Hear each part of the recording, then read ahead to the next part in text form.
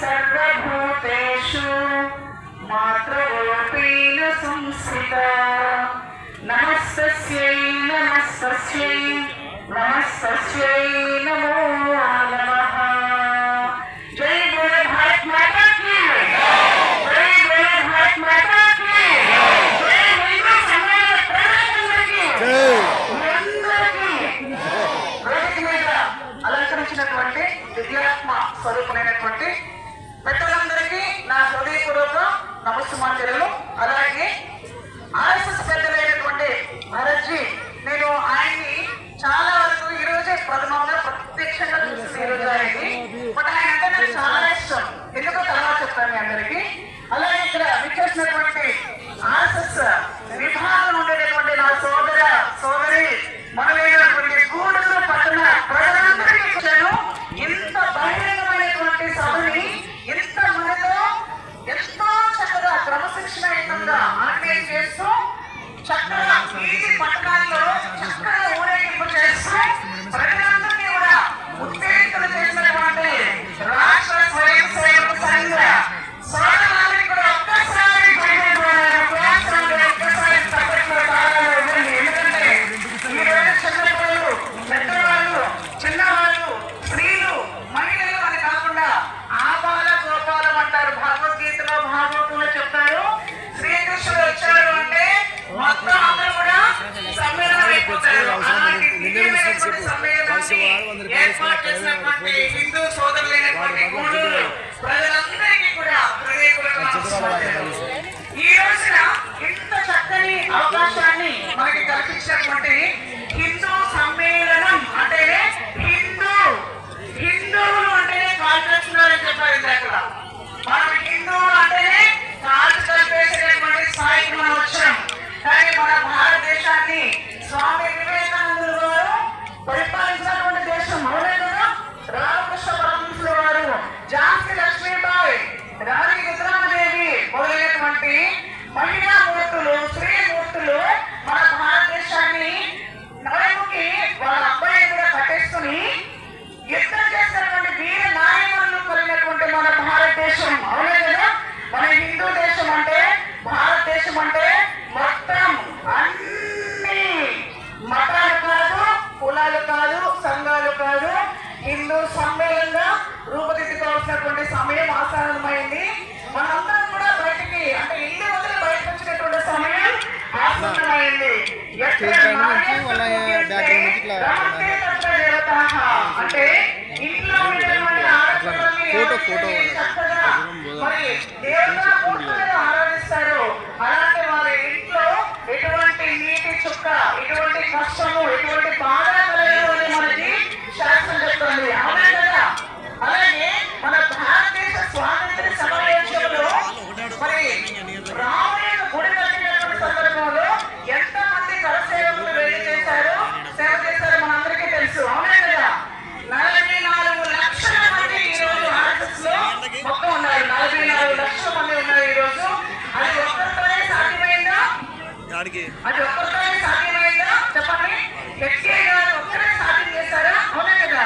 ఆయన ఒక శక్తి అని నేను ఈ రోజు విశ్వసిస్తున్నారు. ఎందుకంటే ఏ మతాన్ని, కులాన్ని, పేరుని, జాతిని, ఐకమత్యాన్ని అన్నింటినీ కూడా దేన్ని కూడా ఆశించకుండా, ఎటువంటి పేరు ప్రఖ్యాతులు కూడా ఆశించకుండా కరసేవకులు ఎవరైతే ఉన్నారో వారందరికీ ఈ రోజున ఈ హిందూ సమ్మేళనంలో వారికి జయ దునాలు పలకాలి. ఎందుకంటే భారతదేశంలో భరత్ సింగ్ గారి కోసం ఒక శ్రీమూర్తి తన యొక్క వక్షోజాలను కూడా కోసేస్తుంటే ఆవిడ కన్నీరు పెట్టలేదు. మీ అందరికీ తెలిసే ఉంటుంది ఆవిడ పేరేంటో.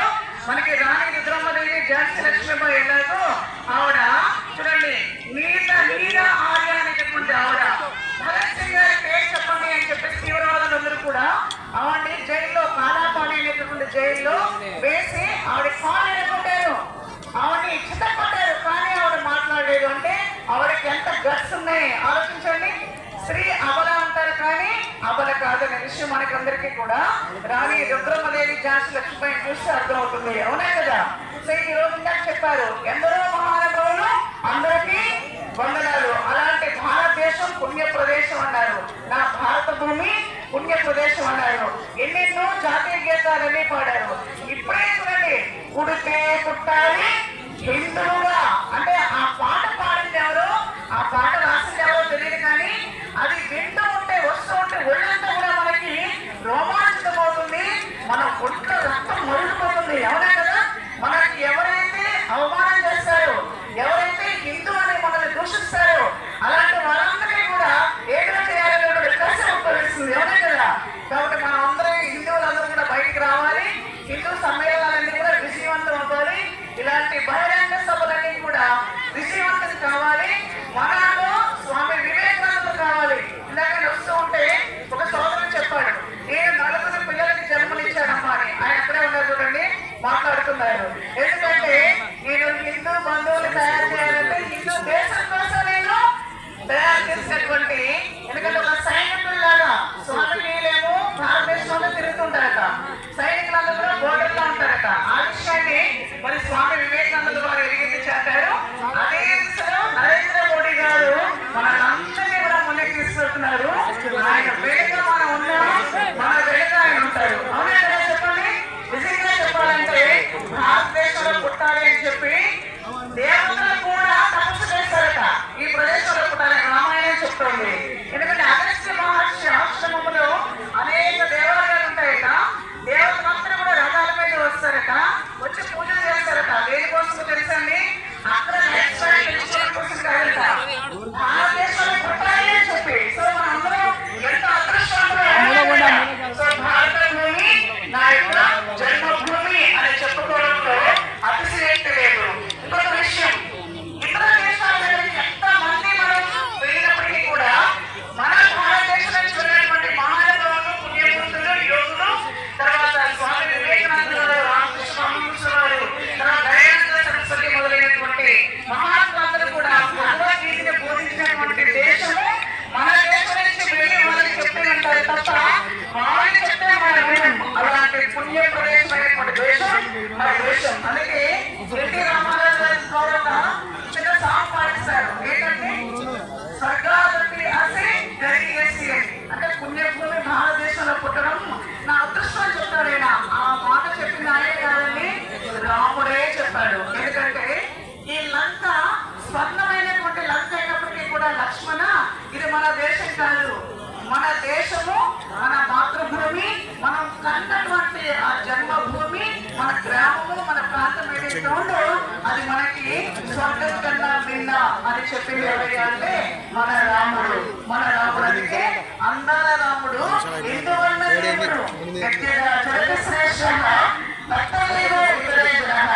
ప్రమాణం కొడితే అంటారు. ఎందుకంటే ఎలా ఆచరణ చేయాలి, ఎలా మంచిగా ఉండాలి, ఒక కొడుకుగా ఎలా ఉండాలి, ఒక భక్తగా ఎలా ఉండాలి, ఒక రాజ్యాన్ని నేతగా ఎలా ఉండాలి అని నడిపించినటువంటిది రామాయణం.